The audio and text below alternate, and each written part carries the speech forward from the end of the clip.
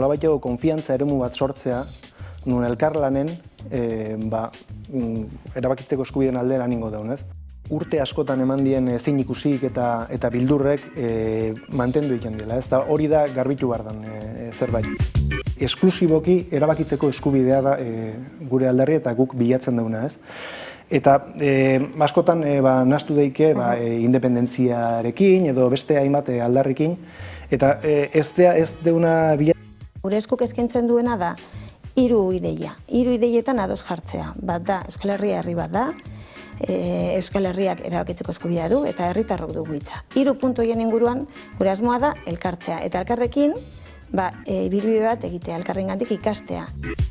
Lehenengo da behin Euskal Herritarren esku dago Euskal gatazka demokratizatzea. Eta gure artean ados jartzea, erabakitzeko eskubidean bitartez bakoitzak esaten dezake nahi duena. Guazen baldintzak ezartzera, guazen babestera, guazen juridikoki arditzatela gure ordezkariek hartu beharreko neurriak eskubide prepolitiko hori eskubide bat bihurtzeko.